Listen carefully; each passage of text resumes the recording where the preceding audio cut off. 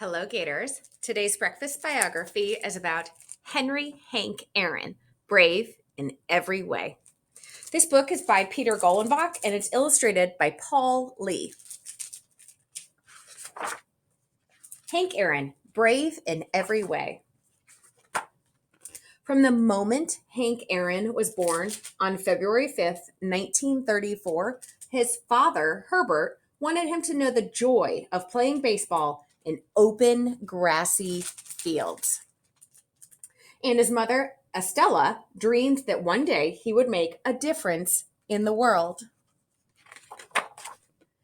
It was the time of the Great Depression.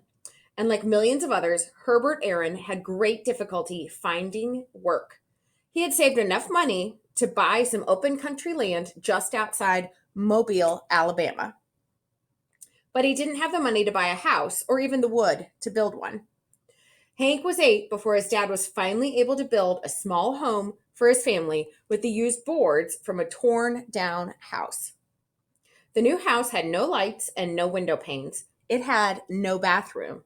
It had no refrigerator. But inside the Aaron house, there was plenty of love. And nearby, in a pecan grove, there was an open field for playing ball. Hank loved living in the country, and he loved playing ball. There were days in school when Hank could think of nothing else. He would stare out the window, wishing he were on the ball field. But his mama had her heart set on Hank going to college. Hank, try to do the best, she would say. Set goals for yourself and don't let anyone stop you from achieving them. Hank's goal was to be a major league ball player. Though his father didn't want to discourage Hank, he wanted him to be realistic. There aren't any colored players in the major leagues, he reminded Hank. It was true, blacks were prohibited from playing in the major leagues, but that didn't stop Hank from dreaming, and America was beginning to change. The year Hank turned 13, Jackie Robinson joined the Brooklyn Dodgers. Major League Baseball had its first black player, and Robinson quickly became a star. Hank studied, but he also played, and he was good. So good that when he had just turned 16, he was offered $10 a game to play shortstop for a local team called the Black Bears. Hank was afraid his mama wouldn't let him play. The Black Bear players were grown men, and worse still, the team played on Sundays, the holy day of rest, and he was sure his mama would object. But Hank wanted to play with the Black Bears more than anything, so he put his fears away and asked permission. To his surprise, his mama came up with a compromise. He had to stay in school during the week and get his diploma, and she wouldn't let him travel with the team or be paid on Sunday, but he could play in every home game. During his first year with the Black Bears, Hank displayed his extraordinary talents. He hit for a high average, was fleet on the bases, fielded well, and showed a strong throwing arm. He even hit some home runs. After a second season with the Black Bears, Hank was offered a job playing far from home for a professional team called the Indianapolis Clowns. Hank's mama didn't understand how becoming a baseball player could help her son make a difference in the world, but she had faith in Hank, and she saw that he loved the game. So Estella made Hank a couple of sandwiches and stuffed $2 into his pocket. Too upset to go to the train station to see him off, she stood in the yard crying as Hank left. Your dad and I will be thinking of you always, she told him. Be strong, son. Hank Aaron was strong, and he soon impressed everyone with his talent. Wherever he played, Hank became a star. Then, in 1954, Hank joined the Milwaukee Braves. He had done what he had dreamed of. He had made the major leagues. Hank soon established himself as one of the leading home run hitters in the game. In 1956, he became the second youngest player ever to win a National League batting title. In 1957 and 1958, his powerful hitting led the Braves to league championships. Hank remembered his father's determination and his mama's advice. Be the best you can be and keep your eyes on the goal. he became hungrier to excel.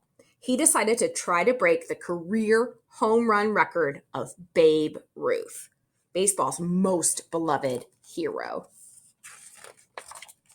When the Braves moved to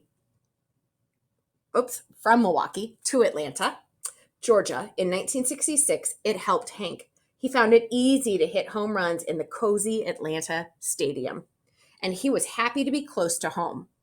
But some people resented Hank's success because of the color of his skin, and he began to get one or two unsigned letters each week filled with insults and nasty names.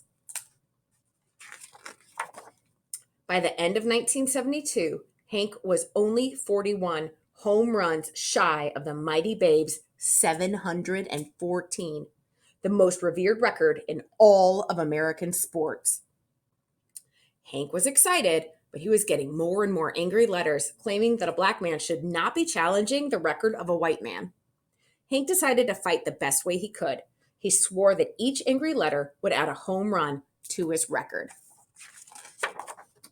When the new season started in 1973, Babe Ruth's sacred record lay ahead. The hate mail now arrived in torrents. Hank even got death threats, but Hank Aaron refused to allow anyone or anything to stop him. And something remarkable happened that spring. The nation's newspapers began running stories telling about the hate mail. A chorus of well-wishers wrote Hank almost 1 million letters to offer him support. Throughout his life, Hank had had the support of his mother and father, but now a whole country of fans cheered for him. Hank finished the 73 season with 713 home runs, just one behind Babe Ruth. In Atlanta, on the final day of the season, the appreciative fans rose and gave him a 5-minute standing ovation. Hank's next season began on the road in Cincinnati. The entire nation was watching. In the very first game, Hank hit home run number 714 off pitcher Jack Billingham. He was tied with Babe. From now on, every home run would set a new record. When the Braves returned to Atlanta, the governor of the state of Georgia and the mayor of Atlanta were in the stands to watch Hank. So were Hank's mother and father. They had been his inspiration. They had taught him well, and he was happy to know that they were there. In the fourth inning, 2 were out, a runner was on first, and Hank watched as Dodge pitcher Al Downing threw a pitch low and down the middle. Hank swung. The ball rocketed just over the head of the shortstop. It kept rising and rising until it sailed over the top of the high wall in the left field and landed in the Braves' bullpen for home run number 715. Lights flashed and fans cheered. Estella Aaron felt fear as well as joy. She remembered the hate mail and the death threats. What if someone tried to stop Hank from reaching home plate? As Hank passed second base, a couple of fans raced out of the stands to congratulate him. As he rounded third and headed for home, the entire Braves team rushed out to home plate to greet him. As he trotted towards home, his teammates parted for a waiting Estella Aaron. When Hank touched the plate, his mama threw her arms around her boy. Hank was surprised his mama was hugging him so hard. When she was sure he was safe, she finally let go. On this glorious day, before an entire nation, her son Hank had fulfilled his dreams. That night, when he was alone at last, Hank got down on his knees, closed his eyes, and was thankful for God for pulling him through. Thanks for listening to our breakfast biography about Henry Hank Aaron.